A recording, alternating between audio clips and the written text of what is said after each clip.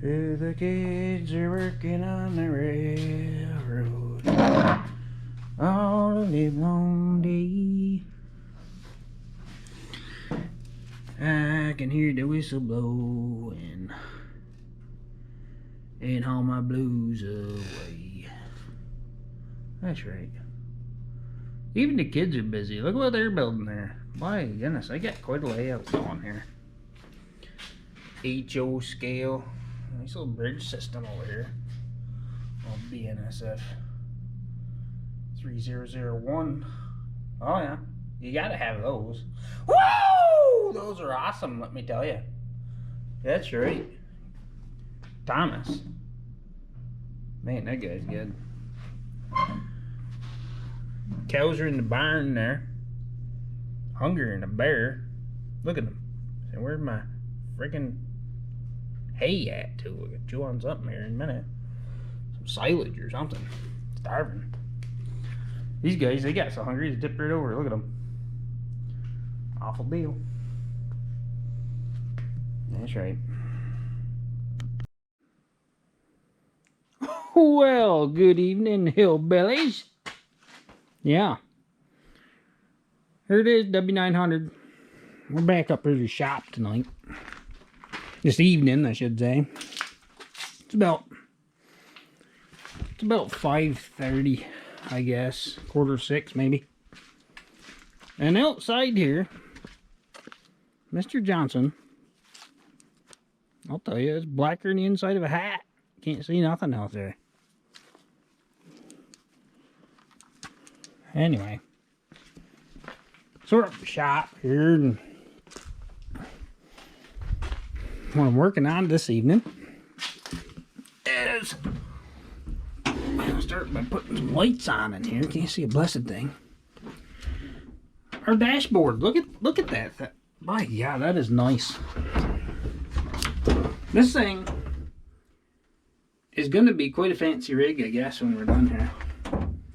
Look at that baby blue. My goodness, that's prettier than brand new personal tires right there.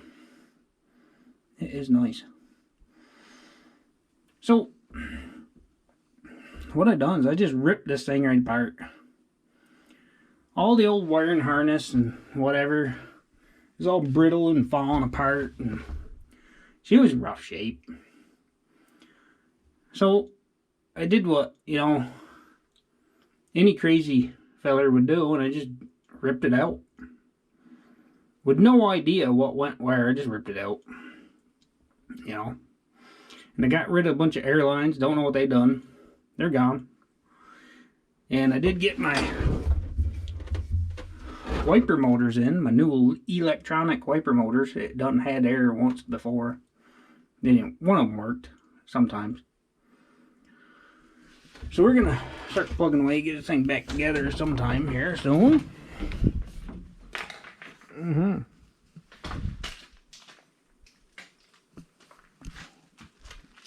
That mess right there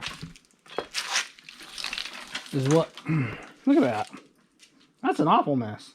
That's what was behind the dash. And the mice have chewed on it. Brittle, nasty mess. And this was the crap off the firewall. No idea what that did.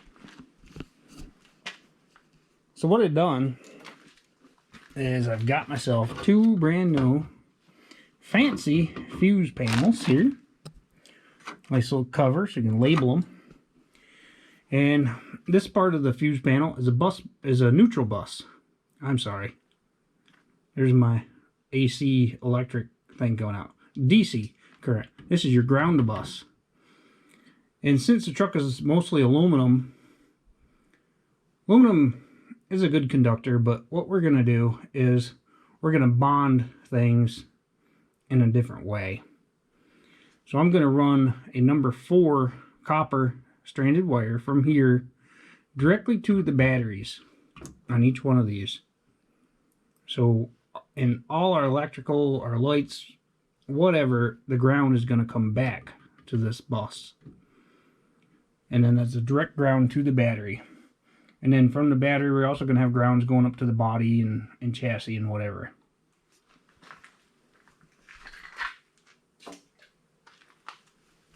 So it's not really, I don't know, it's hard to explain. I have more of a AC electrical background than I do the DC stuff. So I'm going to do things the way that I know how to do them. And that's isolating each circuit as a circuit. So every circuit is going to have a ground that comes back to here. That way, if you ever have an issue, you don't know why you don't have a ground, it's going to be between, so you call this circuit 1. So this screw would also be circuit 1 ground. So I don't have any lights at the back of the truck, and I have power back there. Well, it's going to be this ground wire. Simple thing. You're not going to be hunting for a ground somewhere on the back of the truck. It's all going to come right back to here.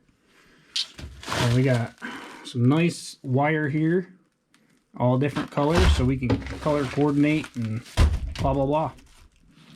So I'm going to get after it and see how far I get this evening. And I'll get back with you. Alrighty. So what I've done is I've mounted those 2 fuse boxes right there behind the glove box. It'll be easy to get to. And I know I'm going to have at least 8 switches here that do multiple different things. So I ran 12 power circuit wires from here over here where the switches are going to be on the back side of the dash here. And this is a wire that's going to go out to my Jake brake switch, so I just put a little label on it that says Jake on each end. And the other thing is at the ignition switch, we've got our start wire and our fuel shutoff, which will go to the ignition. On the back side of the switch, you'll say like battery, start, ignition, and accessory. So this will go to the ignition post. This will go to the start post. Accessory will come from here and actually go to a relay, which is only, you know, a couple of amps to operate the relay. But what the relay is going to do is it's going to open and close a switch that is actually going to be 100 amps. So each one of those boxes is 100 amps. So really there'll be 2 relays. So when you turn it to the on position, it'll pull the relay in and turn those circuits on. The other thing that you want to think about when you're doing this is the gauge of your wire. How many amps is that wire going to draw? That will determine what size wire you use. Most everything in here is going to be 12 gauge, just because I have a lot of 12 gauge wire. Now 12 gauge wire is good up to 20 amps. I don't think there's really much of anything that's going to draw more than 20 amps in here. So, that being said, what I want to do, the biggest wire that I have is I have one 10 gauge wire, and that's going down to the start motor. And this is good for 30 amps. I'm not sure what the amperage draw is. I'll have to look that up to see what amperage draw it takes to pull in that solenoid. But I think our 30 is going to be more than enough. Yeah, just as you're going, just keep labeling. Think about how much amperage everything draws. Let's see if I can find it real quick.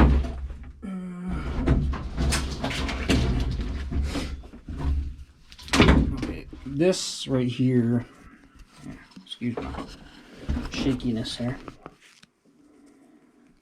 This little fuse holder is 20. Jeez, I can't even read it.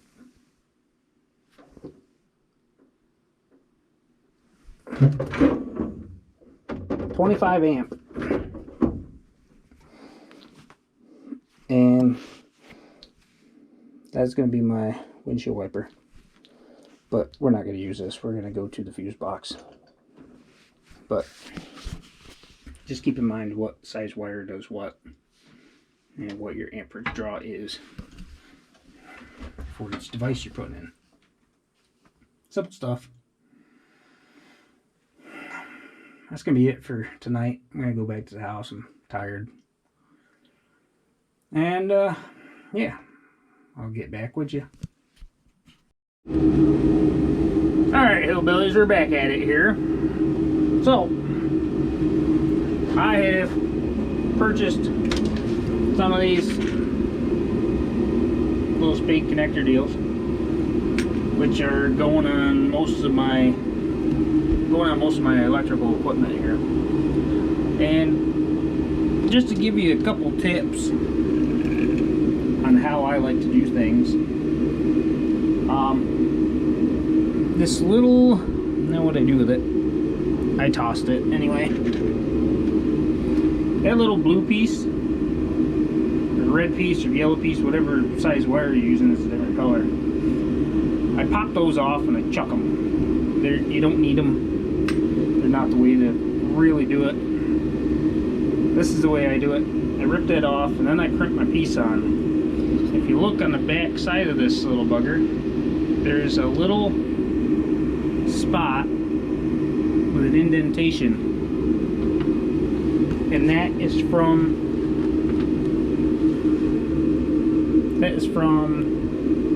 this little point right here on my crimpers.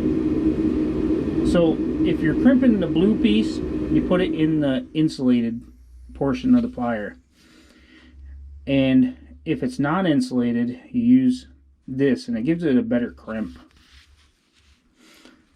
So that's what I like to use. So I rip that little piece off, and then what I do, not done there, then what I do is I put a little piece of heat shrink on there and I slide it right up over there like that, and I heat shrink that right on there, and that keeps moisture and stuff out of there, which really shouldn't be an issue inside the cab, but that's how I do it. Anyway, yeah, good stuff. One more thing I want to go over here when you're doing this is, like, if you purchase a pigtail for a light, a lot of times the white comes from the manufacturer with a ground lug or a ground connector on it. And in most automotive applications, the white wire at the light is considered your ground wire. But on this truck, I'm going to go back to my, my commercial and residential electrical mindset, just because I'm just stuck in my ways. You can send power across any color wire, and that is okay. But just so you know, in any other application, green is ground, world round. Always remember that. Green is ground, world round. So any green wire on this truck, I'm going to know that it is very likely to be a ground wire. And that's just because I'm going to be working on this truck and my grounds are green always. So that's the way it is when I do residential or commercial work. Green is always ground and we're gonna keep that same mindset when I'm doing this job. So just a little FYI. Okay, hillbillies, we're at it. Just my last video there, my wife watched it, and she's like, man, your shop is a mess. How do you even work up there? Well, I took 5 minutes and I picked up the big crap. I swept the floor once. Well, I swept it under the pile of plywood over there. So now I have kind of a clean surface to work with there. And what I'm doing right now is I'm gonna trace out and cut out these dash panel pieces. And I just want to say that I'll be the first one to complain when, you know, when it comes down to it. You know, the world being what it is, I'm not going to get into that, but there's too many people that don't know how to read a tape measure, and I think that goes way back. You know, that should start at home, really. You know, moms and dads out there, just get your kids involved in projects and teach them how to read a tape measure. That being said, I ordered this material 3/16, and I'm looking at it, I'm like, man, that's awful heavy. I know I measured it. I know I measured this piece right here. I measured it. Well, this tape measure isn't one I normally use. I've got tape measure in every one of my vehicles. I got tape measures all over the place. That is not 3/16. That is 3/32. So 3/16 is a lot heavier than that. But I'm gonna do what Derek would do, and I'm gonna pretend like I didn't see that, and I'm gonna use it anyway. So thanks, Derek, for that advice, and I appreciate your content.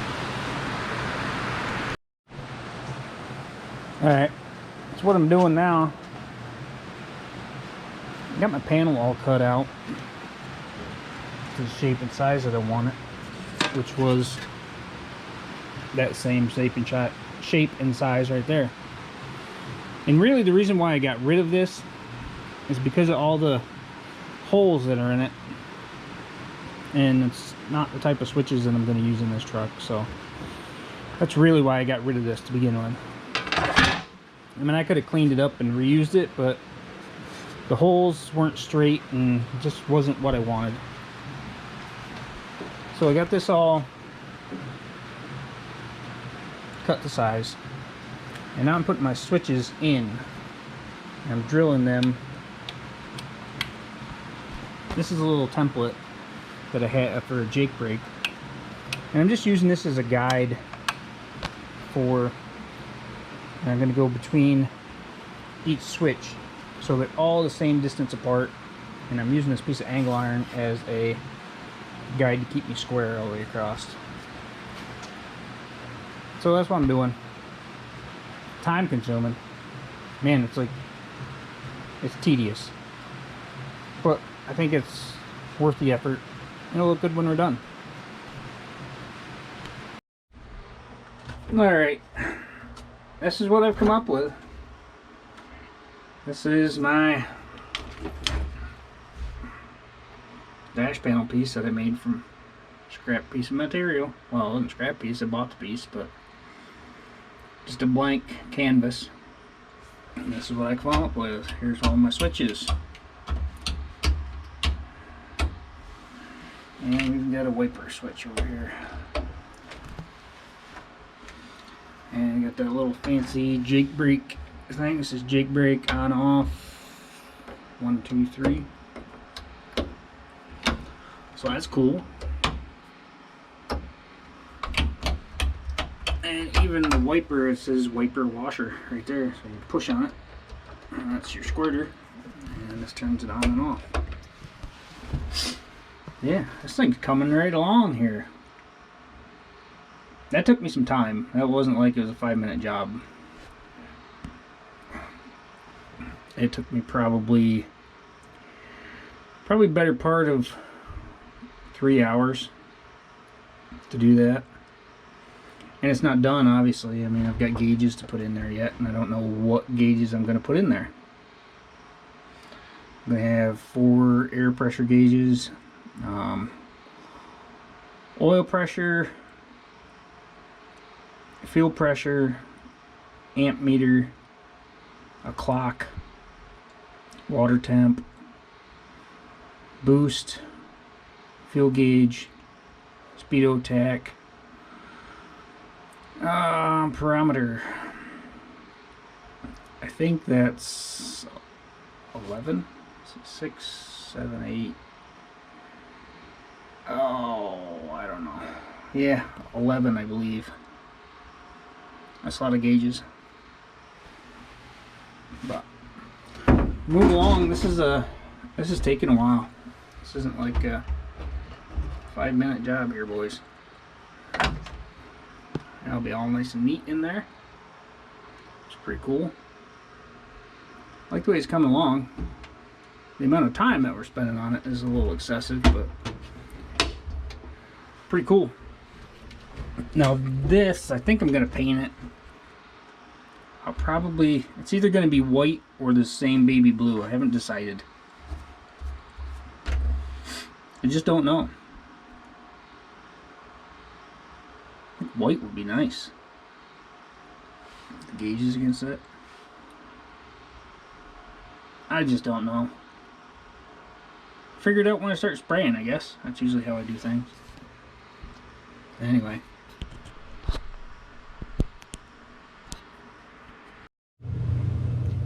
Well, good evening, hillbillies. I'm back. I don't even know what day it is. Not sure what's happening, really. So I've been plugging away at this thing. I haven't really been doing much video recording and all that business, you know. But what I done was, I'll show you this little bit of business. Put the sound, you know, deadening mat on the firewall there. That's one layer. I think I'm going to go 2 layers thick, just for the heck of it. No particular reason other than just because I want to. Because that's how I do stuff, you know. And threw a little Krylon rebuild on the old, you know, 400 big cam there. High flow. That's right. A couple of things I've been doing. And my gauges. This is exciting.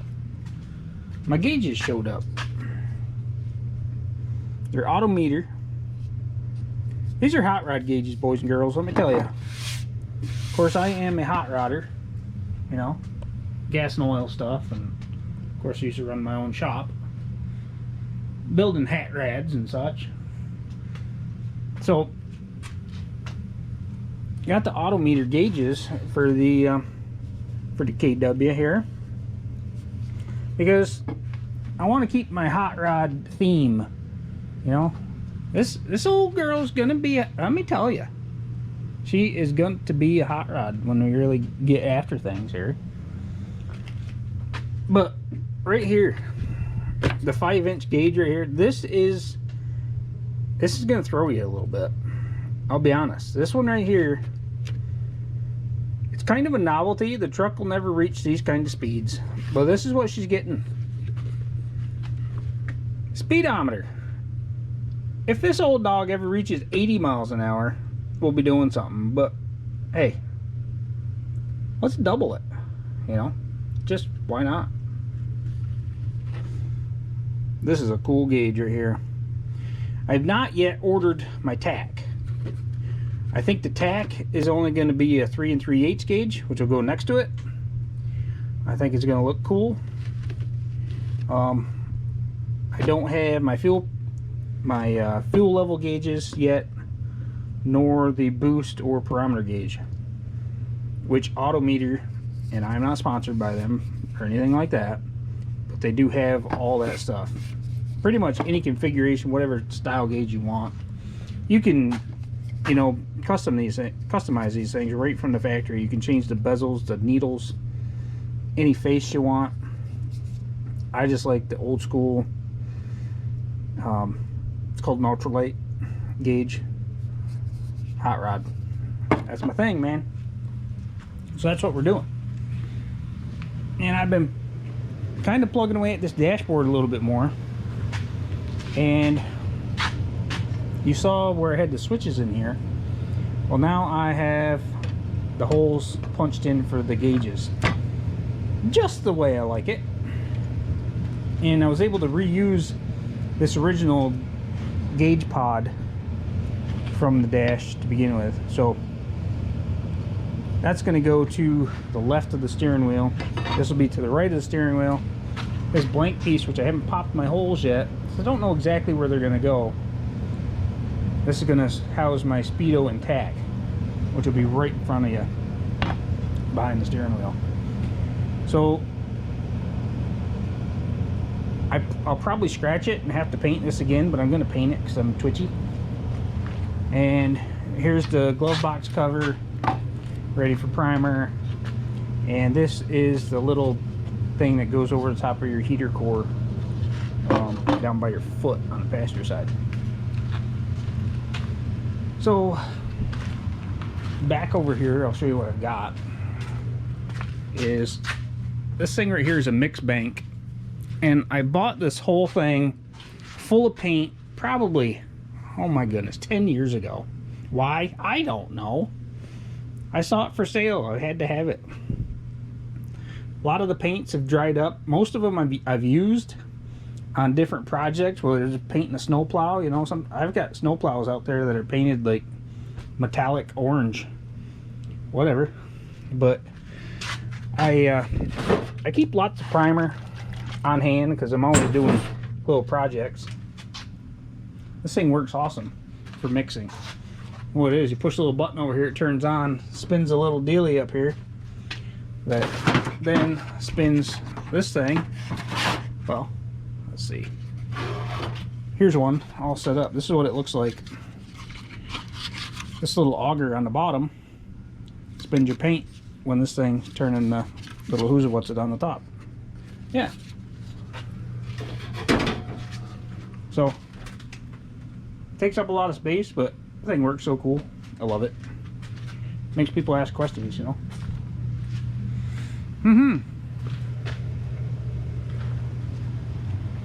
So now what I'm gonna do is just grab some Prep-All. I'll show you what I use. There again, I'm not a sponsor or anything like that. Maybe a clean strip, Prep-All. Just use a rag that doesn't leave fibers, like a paper towel. The blue shop cloths, they don't leave fibers behind, and you just soak it down, wipe it up, it evaporates, you're ready for primer, good to go. Same thing with the paint. You know, when you're ready for paint, just wipe it down with that stuff, hammer it, good to go. So that's what we're working on this evening, and I'm going to shoot this and I'll show you what that looks like. Okay, my battery died for a minute, sorry about that. And in that time I went through and I actually did the guide coat and sanded all this stuff, so it's ready for paint now. Now the guide coat that I use, it's just a powder. Comes in a little, oh shoot, can't get it open. Of course. Anyway, it's this stuff. It's got a little sponge, and you just wipe the dry powder over the top of the piece after you primed it. And then I use a 600 grit wet paper on a block, and a lot of people don't like to wet sand their primer, but I always do. I think it makes a nicer job. And I just use an old soda bottle with a hole in the top as my water squirting device to keep it lubricated and to wash my stuff off. So now I'm waiting for my paint to mix, and I'm going to shoot that, and then I'll show you what that looks like. Okay, and there's the color. Boy, that's the prettiest thing since Super Swamper tires right there. I'm telling you something. That is sharp. So this piece right here is blank canvas. This is where Speedo and tack is going to be. And I'm not punching that out until I get the correct hole saw, because I don't want to make a mess of things. But yeah, that's going to do it for this video, folks. I'm really curious what Peterbilt Mike is up to today. Wonder what the weather's like in Prince George. If you look out my window, I'm in Adirondack Park, pretty close to the Canadian border, New York State, and it's about 60 degrees today on December 16th. That is nuts. I think the world is broken. The planet is broken. We got to work on that. But anyway, Kenworth dash panels, pretty sweet.